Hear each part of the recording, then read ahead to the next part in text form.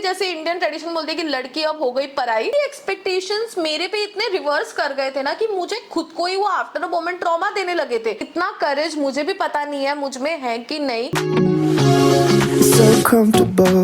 Hi guys, my name is Shama. Welcome back to my channel chop munch repeat and welcome back to yet another episode of K talks. जब मैंने पिछला episode shoot किया था ना के talks का, मुझे बिल्कुल नहीं लगा था मैं यहाँ पे बैठ के दोबारा एक और एपिसोड शूट करूंगी, बट ऑनेस्टली गाइस आप लोगों ने काफी अच्छा रिस्पॉन्स दिया उस पे एंड काफी प्यारे प्यारे कॉमेंट्स दिए। ऐसे कॉमेंट्स मैं जब पढ़ती हूँ ना तो मुझे और अच्छा लगता है, थोड़ी सी ऐसी हिम्मत आ जाती है that okay I can go ahead with it. Because अब तक मैं जो वीडियोस बना रही थी ना वो हमेशा से एक टॉपिक से रिलेटेड होते थे, ट्रैवल से रिलेटेड होते थे, स्टिकेशन से रिलेटेड होते थे। They were of course about me but they were not very personal unlike K talks. K talks is something very personal and इतना करेज मुझे भी पता नहीं है मुझ में है कि नहीं कि मैं ये सब चीजें आप लोग के सामने एक्सप्रेस कर सकूं, but it is somewhere my way of going ahead with a life where I want to care less about what others think about me and more about what I think about myself. इसके लिए जब मैं आज का topic select कर रही थी ना तो मेरे दिमाग में ऐसे ही चल रहा था let's go on something more personal. So मेरे बारे में ना एक चीज बहुत लोग को शॉकिंग लगती है जब उनको मेरे वीडियोस के थ्रू पता चलती है that I am married. And बहुत बार मुझे ऐसे कमेंट्स आते हैं दैट अरे आप शादीशुदा हो, आप तो मैरिड लगते नहीं हो। सबसे पहले तो मुझे पता नहीं चलता ये मैरिड लगना क्या होता है, मतलब आप ऐसा क्या करते हो कि आप मैरिड लगोगे। बट मेरे बारे में ऐसा बोलते हैं तो मैं ब्रैग नहीं करना चाहूंगी, बट यार कभी कभी ना ऐसा लगता है कि यार is something wrong with you. Now I know that I don't dress a certain way जैसे इंडियन मैरिड लड़कियां करती है and it is completely a personal choice. मुझे ऐसे ड्रेसअप करना पसंद है, मुझे ज्यादा कंफर्टेबल लगता है। ऑफ कोर्स जब फंक्शंस होते हैं, इवेंट्स होते हैं या कहीं पे बाहर जाना है, so I also dress up a certain Indian traditional way जिसमें देख के आप लोग बिल्कुल बोलोगे कि हाँ ये मैरिड है। But day to day life में अपने काम पे मैं हमेशा अपने कंफर्ट वेयर में रहती हूँ। Before touching the main topic of real struggles of my intercaste marriage I want to give you a small back story. पूरी प्रेम कथा तो मैं आपको सुनाऊंगी नहीं क्योंकि बहुत लंबी है, बहुत टाइम लगेगा, उसे किसी अगली वीडियो में देख लेंगे। बट शॉर्टकट में बता दूं तो मेरी और शशांक की, who is my partner, who is also my partner in chop munch repeat, उसकी और मेरी मुलाकात हुई आज से कुछ 10-11 साल पहले जिम में। आई नो अब मुझे देख के आप लोगों को लगेगा कि नहीं कि जिम में तो कैसे मिले ये लोग, बट तब मैं एक्चुअली बहुत सीरियसली वर्कआउट करती थी एंड रेगुलरली जिम जाती थी। सो ऐसी एक जिम के दिन में हमारी मुलाकात हुई थी। It was kind of a love at first sight kind of a situation. काफी एक अच्छा स्पार्क हमें महसूस हुआ था एक दूसरे से and we explored our situation और what you call it a situationship turned into a relationship and हमने बहुत ज्यादा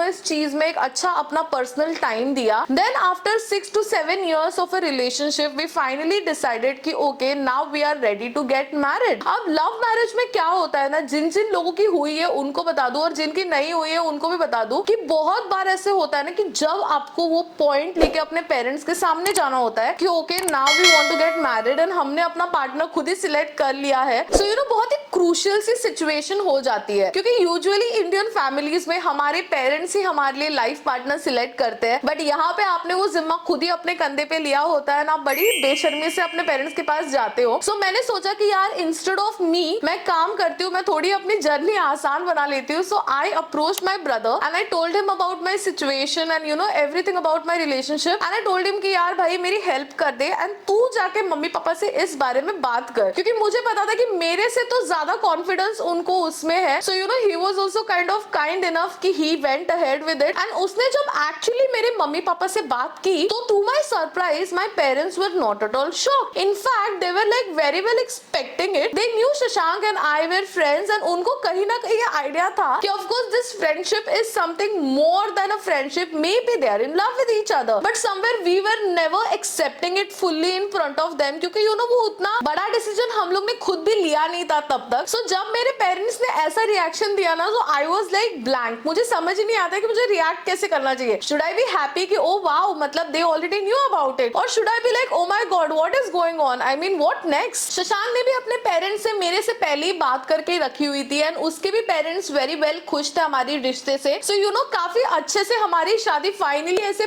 पक्की हो गई थी। अभी बहुत सारे लव मैरिज वालों को पता होगा कि जो रियल स्ट्रगल एक्चुअली होता है ना, वो होता है लव मैरिज के, मतलब वो मैरिज पक्की होने तक। बट हमारे लिए वो स्ट्रगल हुआ ही नहीं। एक्चुअली हमारे पेरेंट्स ने काफी अच्छे से हमारा काम आसान कर दिया था एंड बहुत ही लविंगली उन्होंने हमारा रिलेशनशिप एक्सेप्ट कर लिया था। अब बारी आई आगे, अब बारी आई the great Indian wedding kind of a situation की, जहां पे हमें नक्की करना था हमारा wedding venue. Now honestly guys, this was the first struggle in our life, specially in this intercaste situation. क्योंकि क्या है, मैं आई एम अ मराठी मुलगी, मुंबईची मुलगी, born and brought up here in Mumbai, मेरे सारे रिलेटिव्स भी यहाँ पे है। And Shashank, he was born and brought up in Roorkee, Uttarakhand. So of course उसके मम्मी पापा चाहते थे कि यार हमारे भी बेटी की शादी है तो हमारे बेटे की शादी हमारे यहाँ हो। मेरे मम्मी पापा चाहते थे कि अरे हमारी बेटी की शादी है, उसकी शादी मुंबई में हो। सो एक काफी बड़ा डिस्कशन चला। उसके बाद you know my in laws were kind enough and they agreed कि ठीक है काम करते हैं, यू नो इस चीज पे ज्यादा डिबेट करके तो कोई पॉइंट है नहीं। सारे डिस्कशंस के बाद हम लोग इस कंक्लूजन पे पहुंचे कि हमें देखो वहां पे भी फंक्शन तो करना ही है, यहाँ पे भी फंक्शन करना ही है। तो एक काम करते हैं कि एक ट्रेडिशनल वे में, जैसे इंडियन शादियों में होता है कि दूल्हा बारात लेके आता है, फिर दुल्हन के यहाँ शादी होती है एंड यहाँ से फिर दुल्हन को विदा करके अपने ससुराल लेके जाते हैं। तो वैसे मेरी शादी हुई मुंबई में। मुंबई में प्रॉपर हमारी वेडिंग हुई, सारे pre wedding functions and the wedding everything happened in Mumbai. Shashank के भी काफी सारे रिश्तेदार रुड़की से आए थे यहाँ पे, रुड़की का काफी नॉर्थ इंडिया के पार्ट से यहाँ पे आए थे। एंड देन यहाँ पे you know they made an arrangement जहाँ पे उन्होंने बहुत बड़ी एक प्लेस बुक की थी एंड वहां पे उनके सारे प्री वेडिंग फंक्शंस हुए। एंड मेरे तो सारे एकदम मुंबई या मराठी स्टाइल में मेरे घर पे एंड घर के पास जो हमारा वेन्यू था वहां पे सब कुछ हुआ। एंड यहाँ से फिर हम लोग सब कुछ फिनिश पैकअप करके हम लोग गए रुड़की, जहाँ पे हमारा रिसेप्शन फंक्शन हुआ। बट ये सब कुछ इतना हैप्पीली होने से पहले भी ना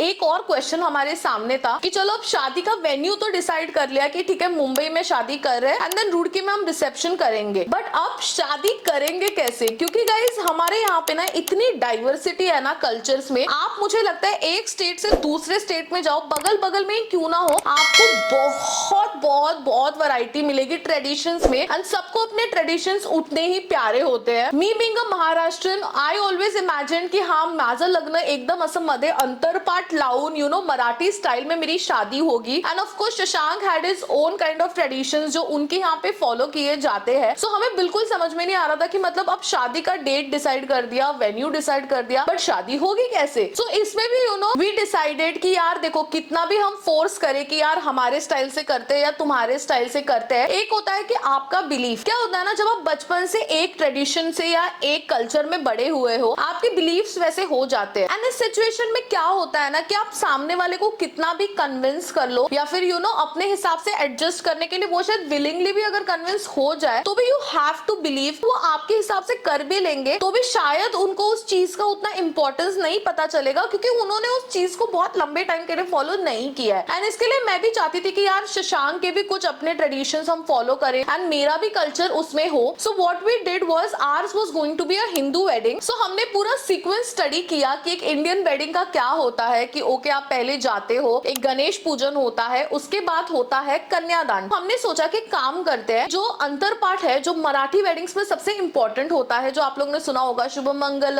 सावधान। सो वो हमने सोचा कि let's do it Marathi style. उसके बाद होगा कन्यादान। कन्यादान होने के बाद तो ऑफिशियली जैसे इंडियन ट्रेडिशन बोलते हैं कि लड़की अब हो गई पराई, अब इसके आगे के जो फेरे होंगे वो हम उनके हिसाब से लेंगे। उसमें भी हमने काफी अच्छा मिड पॉइंट ढूंढ लिया कि ठीक है चलो इससे हम लोग शुरुआत करते हैं मराठी स्टाइल में and will and it on a north Indian note. So that was a good cocktail of a wedding. But of course ये सब करने में टाइम बहुत ज्यादा लग गया। जिन जिन लोगों ने मेरी शादी अटेंड की है उनको पता है कि बहुत ही लंबे हमारे रिचुअल खींच गए थे, बट क्योंकि हमने एक सर्टेन डेट डिसाइड किया था so we were like let's stick to it and let's do it all point to point. की बाद में ऐसे दिमाग में नहीं रहना चाहिए कि अरे यार मेरा तो ये भी करने का मन था, ये तो हो ही नहीं सका। अब हो गई शादी, ठीक है, जो एक मेन टास्क था वो तो हो गया। अब आनी है अगली बारी कि अभी आप शादी करके, जब मेरे लिए ये बहुत बड़ा डिसीजन था कि मैं शादी करके कंप्लीटली अलग कल्चर में एंटर करने वाली थी। सो समवेयर यू नो मेरा एक एटीट्यूड थोड़ा सा पॉजिटिव था कि उसकी तरफ कि ठीक है ये डिसीजन मैंने खुद से लिया है, so there is no turning back, you have to go with a smile on your face. And of course अगर आप प्यार से किसी के साथ रहते हो तो आई थिंक सामने वाले भी आपके साथ अच्छे से ही रहते हैं। बट मुझे ना ऑनेस्टली मैं बताऊं शशांक के कल्चर के बारे में बहुत कम चीजें पता थी। आई स्टिल रिमेंबर जब मैं उसको पहली बार मिली थी ना, मुझे गढ़वाली क्या होते हैं इतना भी नहीं पता था, मैं इतनी इग्नोरेंट थी। I was very young also, I was hardly like 18 year old और 19 ईयर ओल्ड, तो मुझे बिल्कुल भी आइडिया नहीं थी। बट जब मैं एक्चुअली उन लोगों से मिली,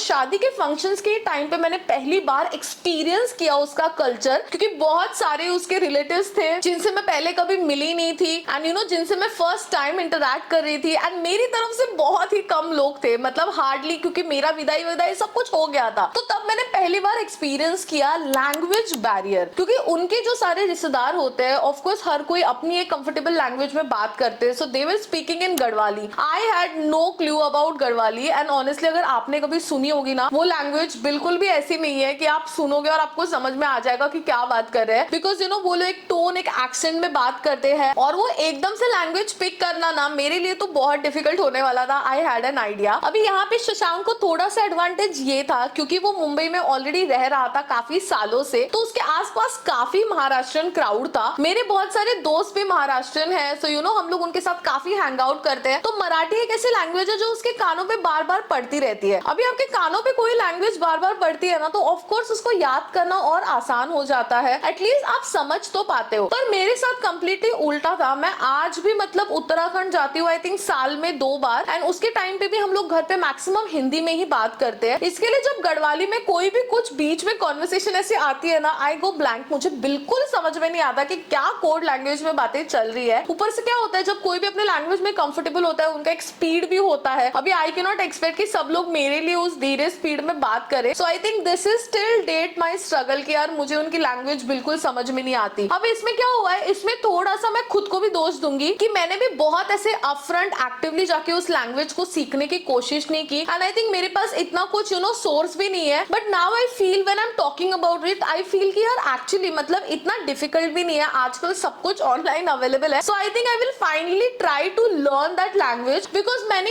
काफी हद तक एक बॉन्ड, एक रिलेशंस बिल्टअप किए हैं अपने ससुराल में। So I think this learning the language kind of a thing should really help me more. But ये स्ट्रगल तो सबने एक्सपीरियंस किया होगा कि आप किसी भी इंटरकास्ट या इंटरस्टेट तो बहुत ही दूर हो जाता है। इनफैक्ट आप इंटरकास्ट में भी अगर शादी करो ना, तो भी आपको इतना ज्यादा वो लैंग्वेज भी अगर आप सेम बोल रहे होंगे ना, वो लैंग्वेज का टोन भी दो लोग का अलग होता है। जैसे हम लोग मराठी में बात करते हैं, but I am a Konkani. If there is a friend of mine who is Ghati, then Ghati Marathi and Konkani Marathi are really different. तो जब दो लोग भी अलग अलग उसके भी अपने अपने ग्रुप में बात कर रहे होंगे ना, तो एक दूसरे को थोड़ा डिफिकल्ट हो ही जाता है। लैंग्वेज के साथ ही ना सबसे बड़ा आई थिंक अगर कोई स्ट्रगल होता है ना इंटरकास्ट मैरिज में, वो होता है एक दूसरे के कल्चर को अडेप्ट करना। अभी क्या होता है कि हमें ना बहुत बार ऐसे लगता है कि जो एक स्मॉल वर्ल्ड में हम जीते हैं, जो हमारा कल्चर है, सारी दुनिया ऐसे ही चलती है, बट बिल्कुल ऐसे नहीं होता। मुझे तो शादी के बाद बिल्कुल पता चल गया कि यार बहुत बहुत ज्यादा डिफरेंस होता है। It's like marrying a foreigner, इतना ज्यादा कल्चरल डिफरेंस होता है। उनका खाना पीना रहना, उनके जो वैल्यूज होते हैं बिल्कुल अलग होते हैं। जो कोर वैल्यूज होते हैं वो सिमिलर हो सकते हैं, बट जो डे टू डे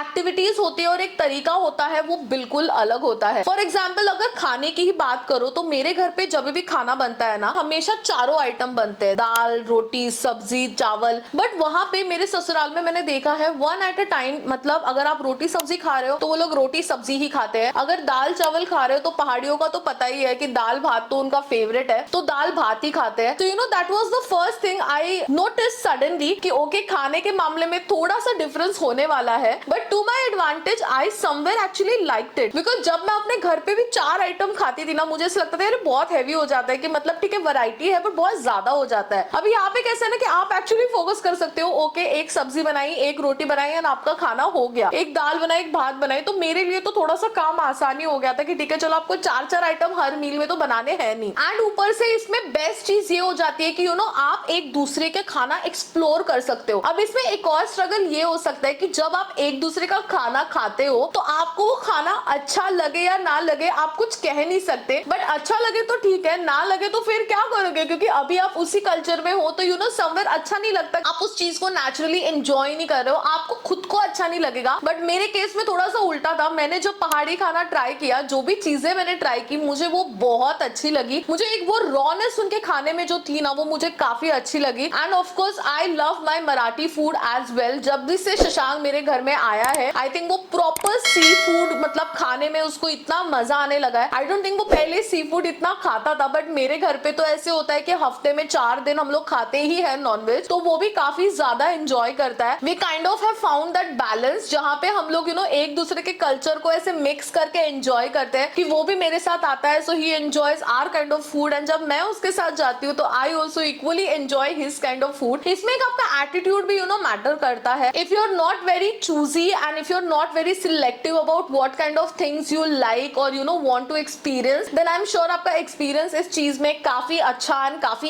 इजी होगा, अच्छा से ज्यादा इजी होगा, because things are going to get difficult for you only if you become like too choosy about things around you. One more thing which I love to address about the interstate marriage is the expectations people have. Now Indian wedding is not only between a bride and groom, it is literally between two families and it comes with a lot of expectations. आप बोलो या नहीं बोलो, हमारे parents से इतने expectations होते हैं, हमारे पेरेंट्स के हमसे इतने expectations होते हैं। किसी भी रिलेशनशिप expectations उसके साथ ऐसे एकदम बैगेज की तरह आते ही है। So of course वो इस चीज में भी बहुत ज्यादा होता है एंड बहुत ज्यादा डिफिकल्ट इसके लिए होता है क्योंकि आप लोग पहले भी एक बैकफुट पे चल रहे हो कि आपको उनके बारे में ज्यादा कुछ पता है नहीं, and you are also kind of an alien to them, जो एक एक्सपेरिमेंट काइंड ऑफ चलता है क्योंकि उन्होंने भी आपके जैसे इंसान के साथ पहले ही बारी इंटरैक्ट किया होता है। So it can become difficult for both the parties, for your in laws as well as for you and your partner too. अभी इस केस में क्या हुआ, I myself tried like